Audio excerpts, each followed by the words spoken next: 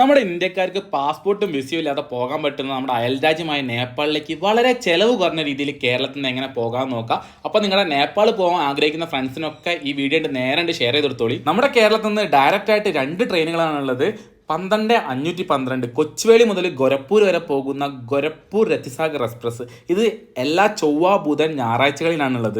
മറ്റൊരു ട്രെയിൻ ഉള്ളത് 12-522 എറണാകുളം ജംഗ്ഷനിൽ നിന്ന് ഗോരഖ്പൂർ വരെ പോകുന്ന ബറോണി രത്തിസാഗർ എക്സ്പ്രസ്. ഈ ട്രെയിന് എല്ലാ വെള്ളിയാഴ്ചയാണ് ഉള്ളത്. 2 ട്രെയിനിൽ പോവുകയാണെങ്കിലും ഏകദേശം 53 മണിക്കൂർ എടുക്കും ഗോരഖ്പൂർ എത്താൻ വേണ്ടിയിട്ട്. സ്ലീപ്പർ ടിക്കറ്റിന് ഏകദേശം 975 രൂപയാണ് വരുന്നത്. ഗോരഖ്പൂരിൽ നിന്ന് പിന്നെ നിങ്ങൾ സൊനോലിക്ക് പോകണം. സൊനോലിയാണ് ഇന്തോ നേപ്പാൾ ബോർഡർ.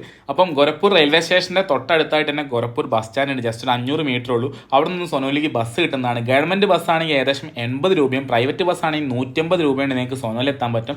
സൊനോലി എത്തിക്കഴിഞ്ഞ് കുറച്ച് നടന്നിട്ടുണ്ടെങ്കിൽ ഇന്തോ നേപ്പാൾ ബോർഡർ എത്തിട്ടോ. പിന്നെ അവിടെ നിങ്ങൾക്ക് വിസയോ പാസ്പോർട്ടോ ഒന്നും വേണ്ട, ഡയറക്റ്റ് ആയിട്ട് എൻ്റർ ചെയ്യാൻ പറ്റും. ജസ്റ്റ് നിങ്ങളുടെ കയ്യിൽ ID കാർഡ് മാത്രം മതി. ഈ സൊനോലി വെച്ചിട്ടുണ്ടെങ്കിൽ UP-യിലുള്ള ഇന്തോ നേപ്പാൾ ബോർഡർ ആയിരുന്നു. അതുപോലെ തന്നെ ബീഹാറിലുള്ള മറ്റൊരു ഇന്തോ നേപ്പാൾ ബോർഡറാണ് റെക്സോൾ. ഞാൻ റെക്സോൾ വഴിയായിരുന്നു നേപ്പാളിലേക്ക് എൻ്റർ ചെയ്തത്. കേരളത്തിൽ നിന്നും ഏകദേശം ഒരു 55 മണിക്കൂർ ഉണ്ടെങ്കിൽ നിങ്ങൾക്ക് ഇന്ത്യ നേപ്പാൾ ബോർഡറിൽ എത്താവുന്നതാണ്.